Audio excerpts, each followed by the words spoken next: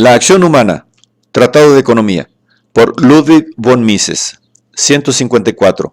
Cuarta parte, la cataláctica o la teoría del mercado. Capítulo 18, la acción y el transcurso del tiempo. 7. Acumulación, conservación y consumo de capital. Los bienes de capital son productos intermedios que a lo largo de los correspondientes procesos productivos se transforman en bienes de consumo.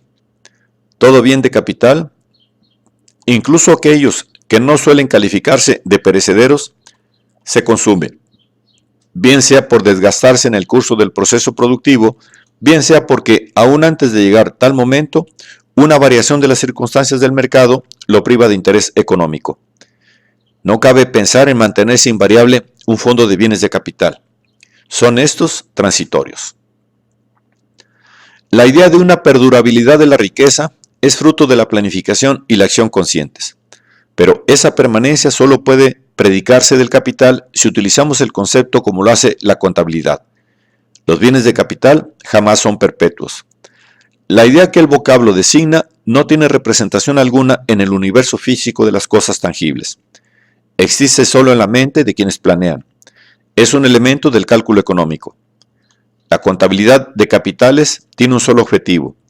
Sirve para ilustrarnos acerca de cómo la producción y el consumo afectan a nuestra capacidad para atender futuras necesidades.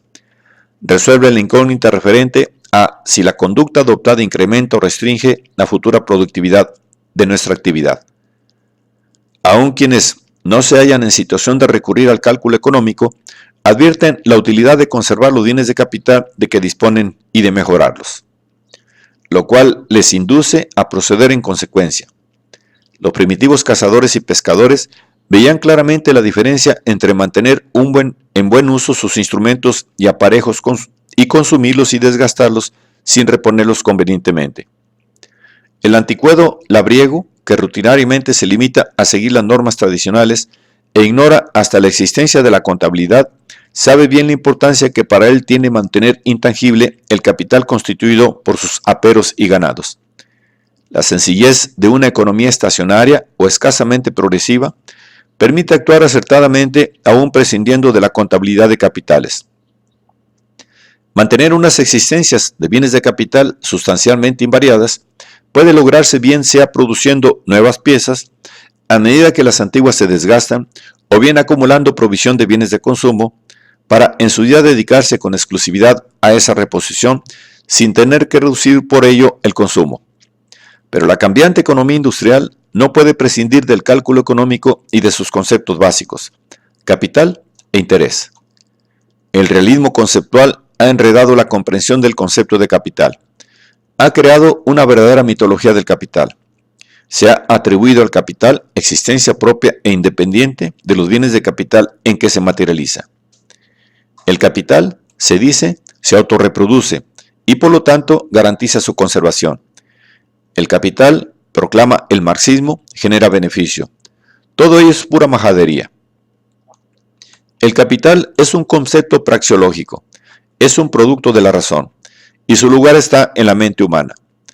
Es un modo de contemplar el problema de la acción, un método para valorarla desde el punto de vista de un determinado plan. Determina el curso de la acción humana y, solo en este sentido, es un factor real. Está ineludiblemente ligado al capitalismo, a la economía de mercado. El concepto de capital tiene virtualidad siempre y cuando la gente, al actuar, se guíe por la contabilidad de capitales.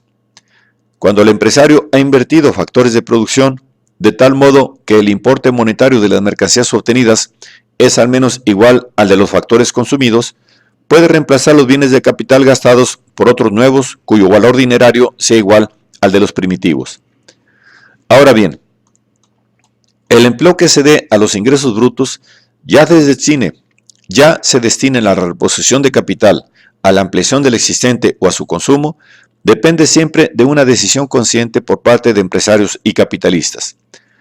No es automático, es necesariamente fruto de una acción deliberada, y puede frustrarse si el cálculo en que se basa está viciado por la negligencia, el error o la valoración equivocada de las condiciones futuras.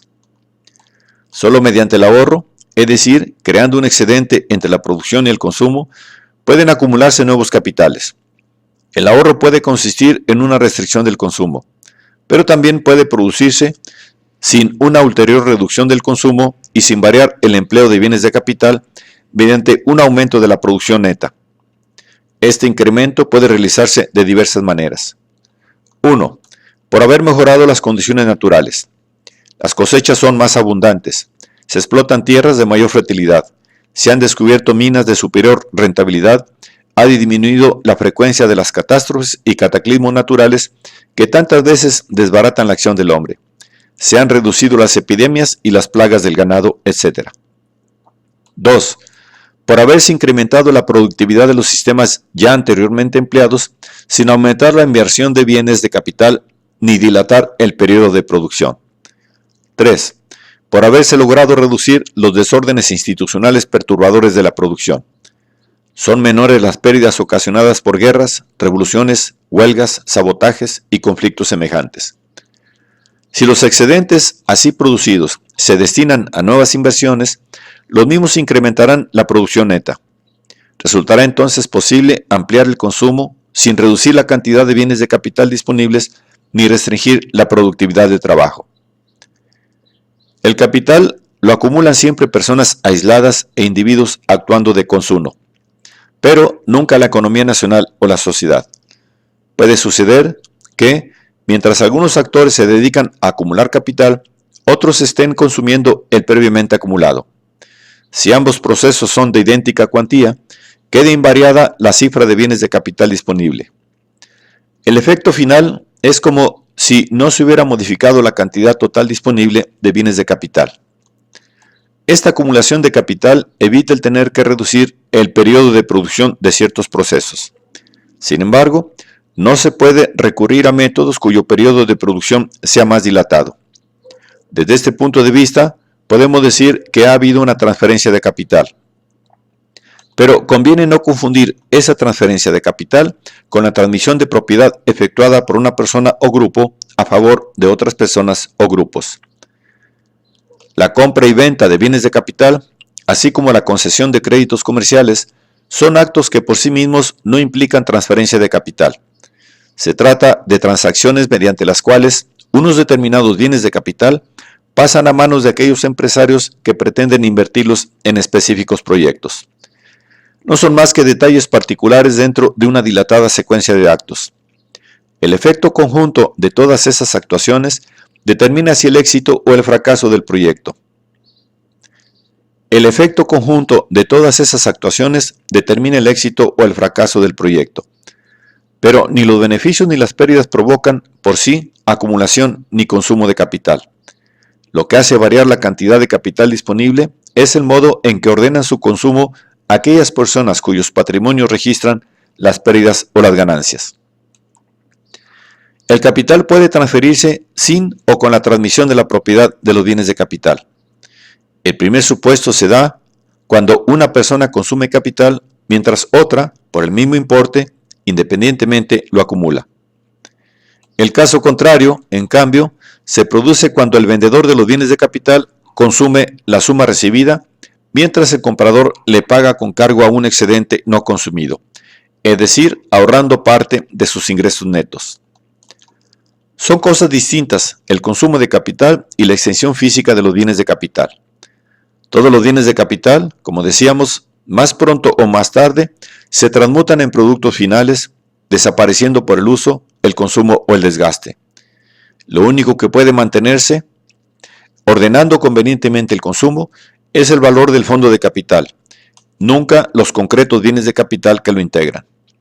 Puede acontecer que, en virtud de cataclismos naturales o de la acción demoledora del hombre, se destruya tal cantidad de bienes de capital que no sea posible reponer en corto espacio de tiempo la primitiva cuantía del fondo de capital por más que se restrinja el consumo.